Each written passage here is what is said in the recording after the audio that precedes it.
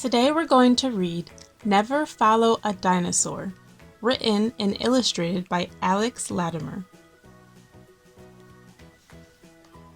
One afternoon, Joe and his sister Sally spotted a strange set of footprints. This is Sally in the red shirt, and she likes to play with teddy bears. This is Joe in the blue shirt, and he likes to play with planes. And this must be their pet cat. But look at those footprints. Did you ever see footprints like that? What kind of animal do you think that belongs to?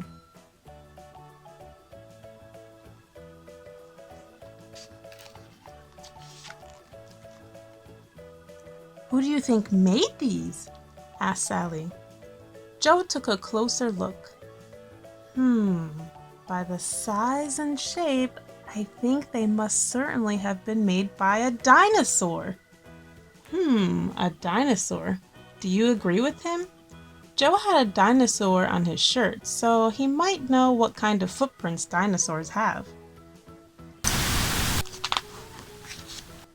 They followed the footprints right up to Willoughby's bowl. It was empty. It must be a very hungry dinosaur, said Sally.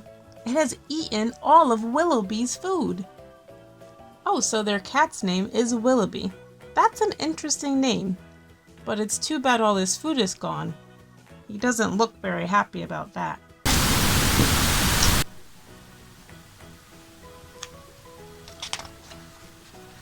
They followed the footprints into the garden.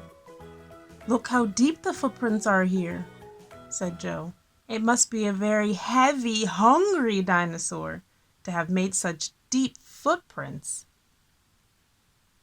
The dinosaur is hungry, and the more he eats, the heavier he'll get.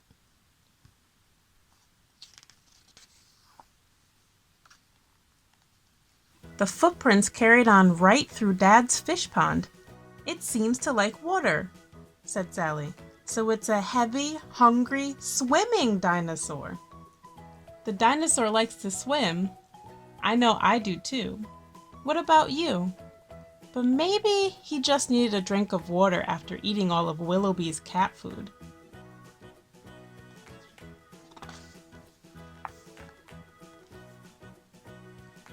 A little further on, the footprints went all squiggly and overlapping. What happened here? Asked Joe. Probably some sort of dance, said Sally. I'd say it's a heavy, hungry, swimming, dancing dinosaur. A dancing dinosaur? Now that's something I'd like to see.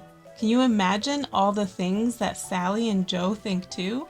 Or do you think he did something else besides dancing?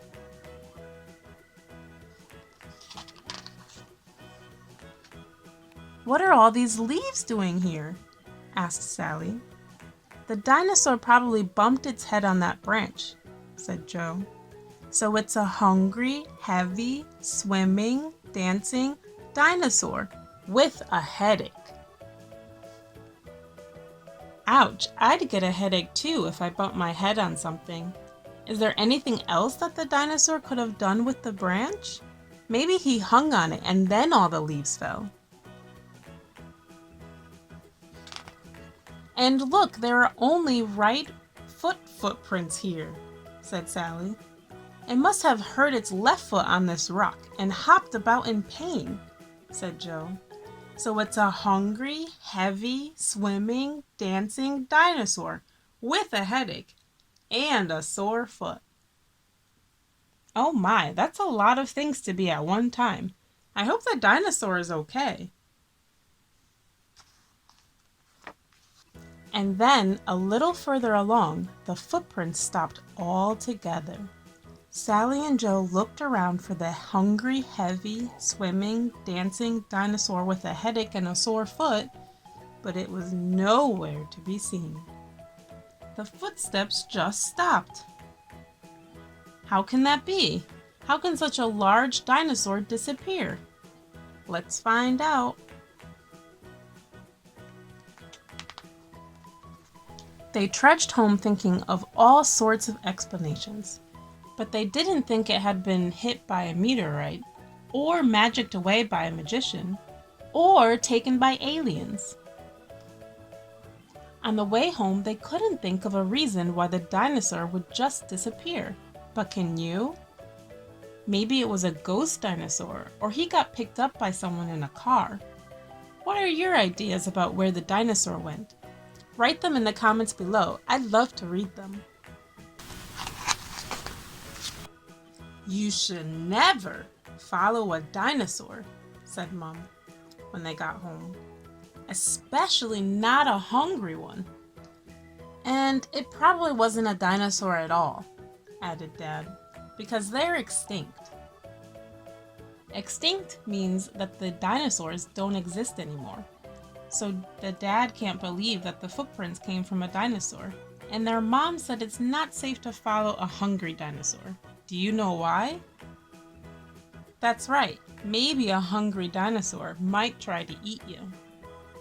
But Sally and Joe were convinced it really was a dinosaur, and they were going to prove it. I know, said Sally. Let's build a trap and catch it. How are they going to catch such a hungry, heavy dinosaur? I wonder if they have a big enough net.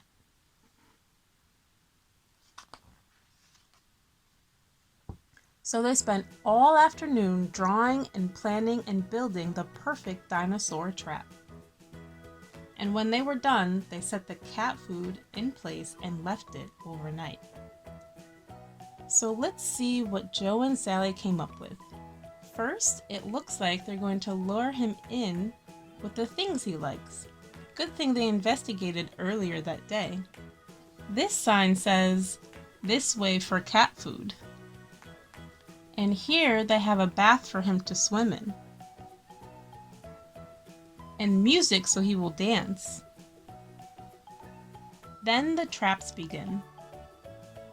They put a rock here to make it trip, and a bat up high so it will bump its head. And then they dug a pit here for the dinosaur to fall into. They set it up so he'll fall into the pit before he gets to the cat food.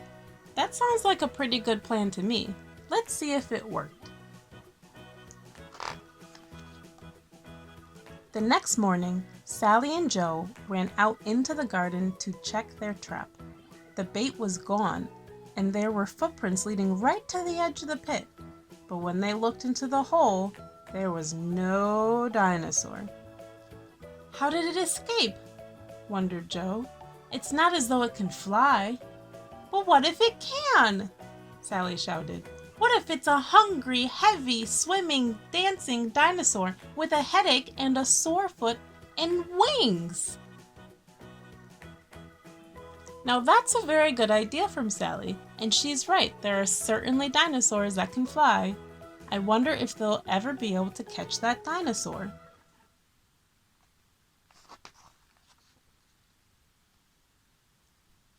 Both Sally and Joe looked up into the sky, and there, flying above them, was the dinosaur, and it looked very hungry indeed. "Uh-oh," said Joe. "Run!" yelled Sally. But in no time the dinosaur had scooped them up off the ground. Oh no, their mom was right. You shouldn't follow a hungry dinosaur.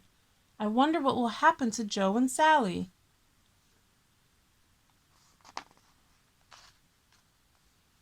So you see, the reason you should never follow a dinosaur is that some dinosaurs are just plain hungry. The cat Willoughby is thinking that the dinosaur took and ate poor Joe and Sally, and he's very sad about it because he likes them so much. But luckily for Sally and Joe, once this hungry, heavy flying dinosaur had soothed its headache and put a plaster on its sore foot, finished its dance, and had a refreshing swim, all it needed was some help with cake baking. So Sally and Joe helped the dinosaur to bake and eat lots of delicious cakes. Phew! The end.